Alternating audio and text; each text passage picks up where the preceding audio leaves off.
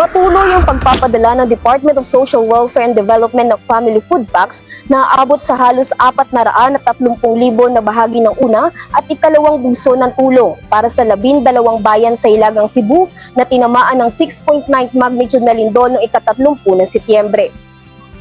Ayon kay Assistant Secretary Irene Dumlao, unang ipinadala ang 230,708 food packs na sinundan ng karagdagang 225,000 alinsunod sa direktiba ni Secretary Rex Gatchalian.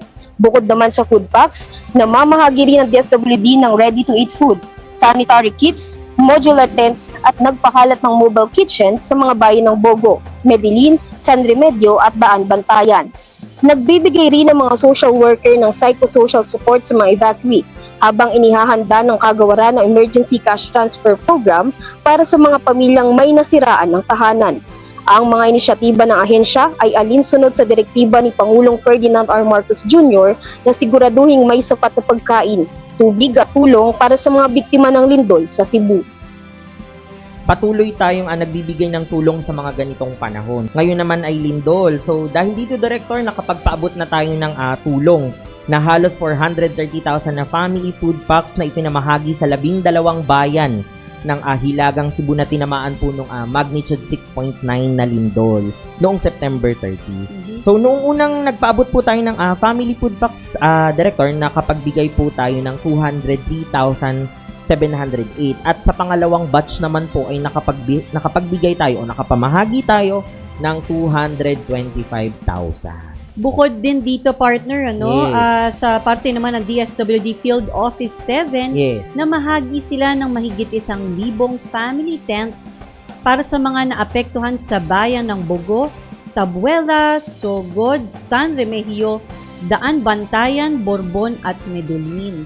Nag-deploy din ng 4 na mobile kitchen para makapag-serve ng mga hot meals para sa umagahan, tanghalian at hapunan. Doon naman sa nabanggit kong family tents na itatayo, partner, katuwang natin dito ang DSUD, DPWH, DOH, OCD at PNP. Kaya sa mga nabanggit kong ahensya, nais po naming ipaabot ang aming mainit na pasasalamat sa pagsama sa amin sa DSWD para makapaghatid ng maayos at agarang tulong. So dagdag dito, partner, inumpisa na rin natin ang pamamahagi ng second wave ng tulong pinansyal sa ilalim ng Emergency Cash Transfer Program or ECT. Yes, Director. Kaya sa lahat ng ating mga kamag-anak, kaibigan at kababayan po sa Cebu, patuloy po tayong mag-iingat at asahan po ninyo na kayo ay mabibigyan ng tulong ng DSWD katuwang po nung ibang mga lokal na pamahalaan, pati nung other government agencies din po.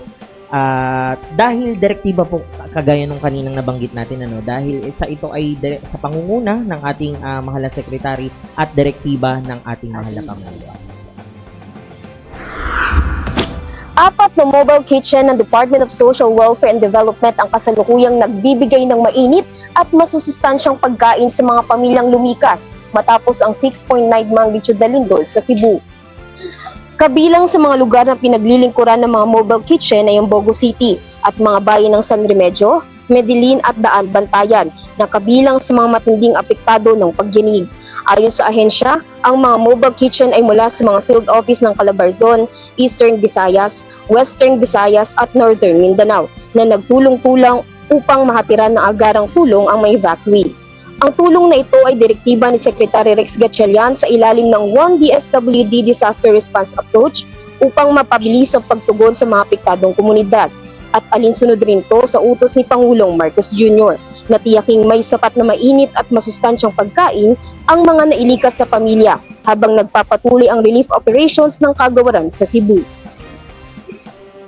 Dahil nga sa kalamidad na ito, mayroong 4 na mobile kitchen na nakadeploy sa iba't ibang bayan sa Cebu tulad na lamang ng Bogo, San Remigio, Medellin at Daan Bantayan na kung saan sila ang matinding naapektuhan ng lindol. Yes, ma'am. So gusto rin nating pasalamatan ngayon yung mga DSWD field offices ng Calabarzon, Eastern at Western Visayas at syempre ang Northern Mindanao po.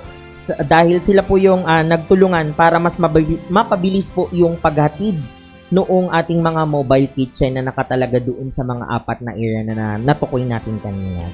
Ayun na nga, ito ay dahil sa direktiba ng ating Secretary Rex Gatchalian sa ilalim ng One DSWD Disaster Response Approach, alinsunod rin sa utos ng ating Pangulo sa pagtiyak na may sapat, mainit at masustansyang pagkain ng mga na-evacuate habang nagpapatuloy ang relief operations.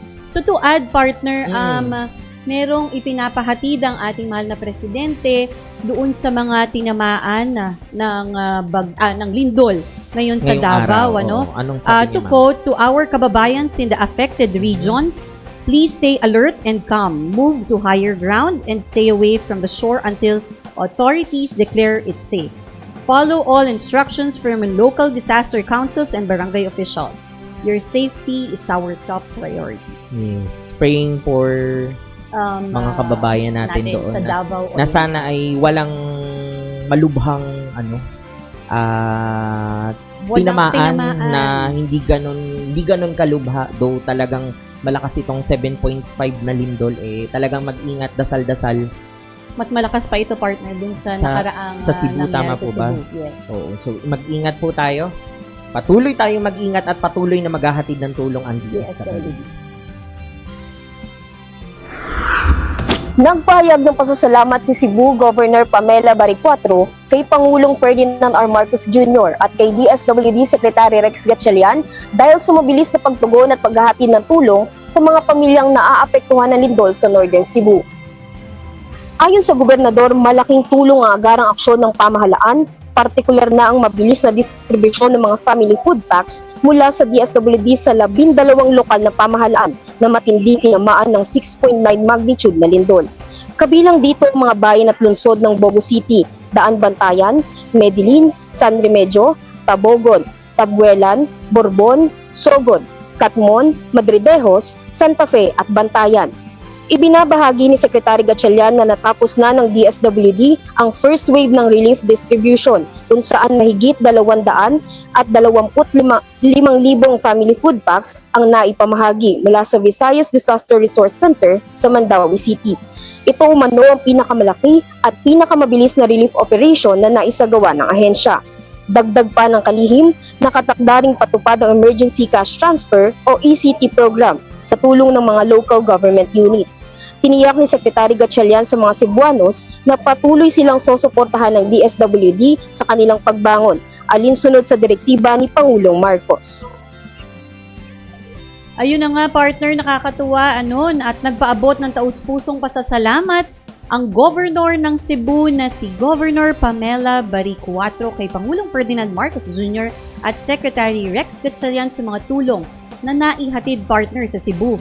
Pinuri nga din ni Governor Baricuatro ang mabilis na distribution ng family food packs sa 12 lokal na pamahalaan na matinding naapektuhan ng 6.9 magnitude na lindol. Sa katunayan, partner, mahigit 225,000 na family food packs na ang naipamahagi mula Visayas Disaster Resource Center sa Mandaue City at itinuturing na pinakamalaki at pinakamabilis na relief efforts ng DSWD. Tama ka dyan, Director, no? At saka bukod dyan, no, nakatakdang ipatupad yung ating emergency cash transfer o yung ECT program, katuwang o katulong yung ating mga local government units para doon sa mga naapektuhan nitong ganitong sakuna. Maraming salamat po mga ka-blessings.